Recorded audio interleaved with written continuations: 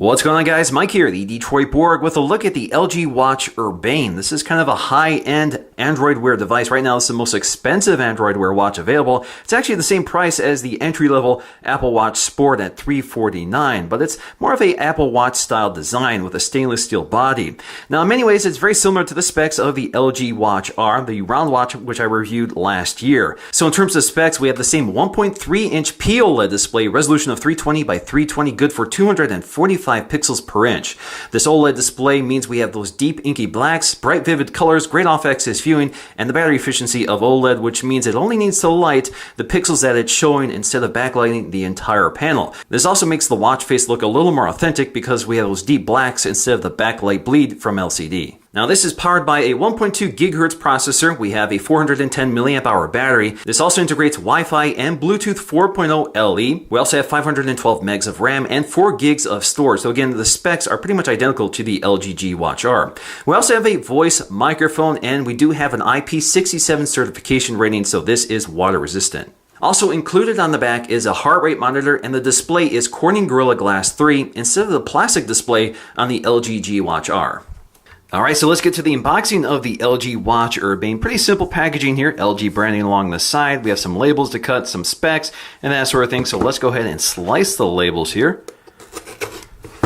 Alright, so let's go ahead and lift the lid, and it is pretty tight on here. Let's go and pop it off.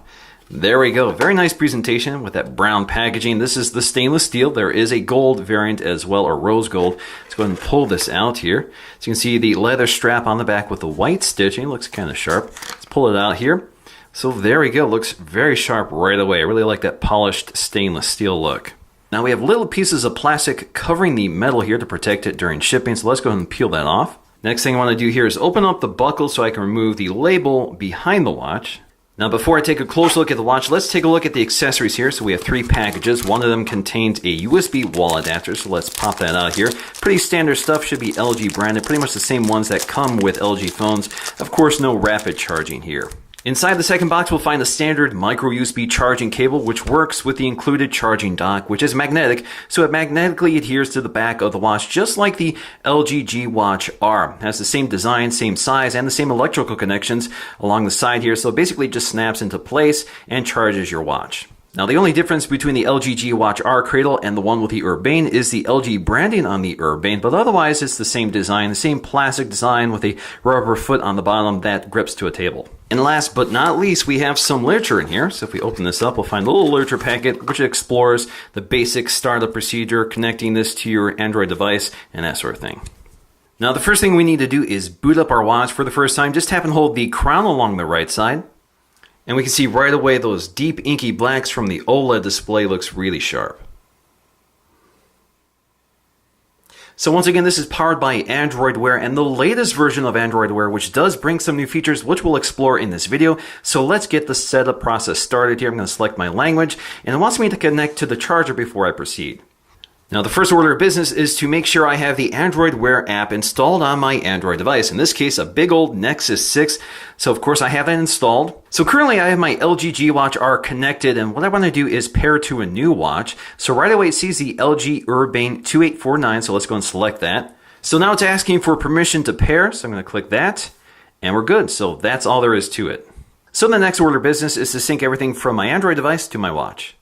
Taking a close look at the hardware, once again we have this nice stainless steel body which has been polished to a mirror finish. You can see there's a little sort of a brush detail that surrounds the 1.3-inch diameter OLED display, which adds a little more jewelry. You can also see that nice sort of beveled edge around the glass. It just looks quite a bit better than the LG Watch R. Along the right side you have your crown, which acts as a home button. It's a bit larger than the one on the LG Watch R, and it looks a little more detailed. Now at the bottom of the watch, you'll find a set of dual microphones instead of the single microphone that's on the LG Watch R. Now the back of the watch is still plastic here, although we have this nice hairline grain, which looks a little bit better, but you can feel that this is plastic.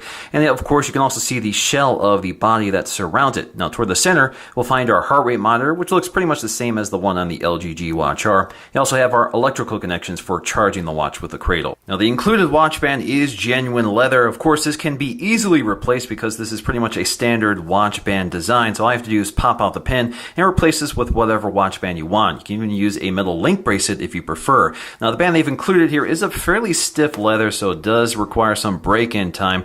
So generally speaking, I don't really like this watch band right now, but over time it should break in and feel a little softer. So let's take a look at the updated version of Android Wear that launches with the Urbane.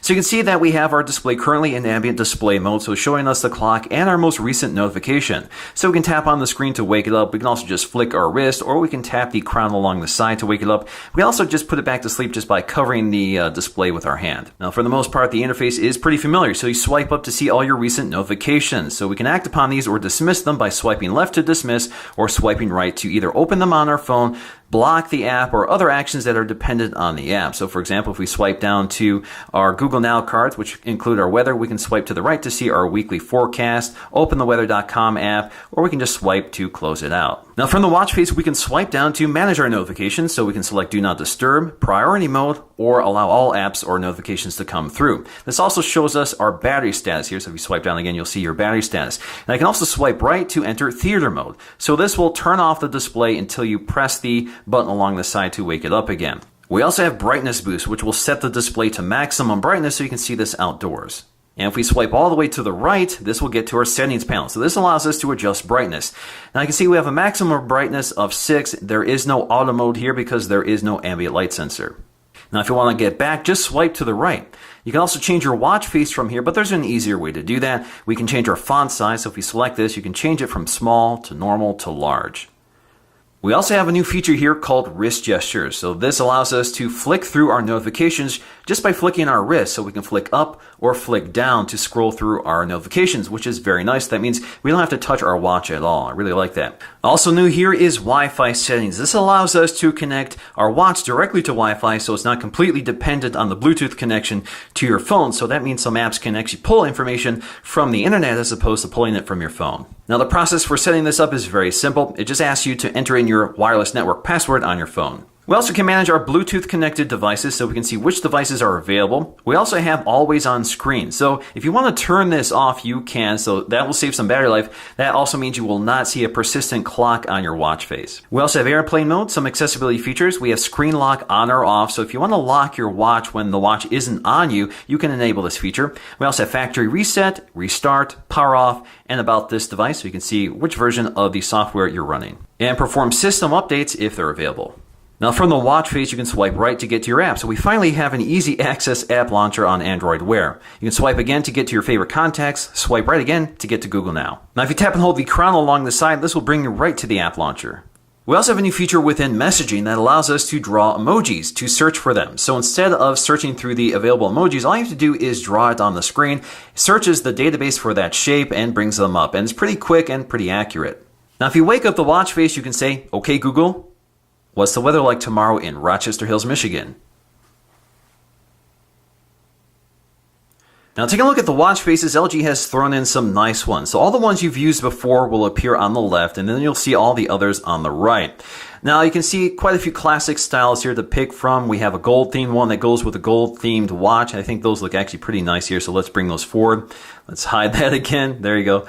Which I think looks really sharp here, especially on that OLED display. Again, let's tap and hold on that to go through a few others here. So we have some classic Android Wear watch faces right here.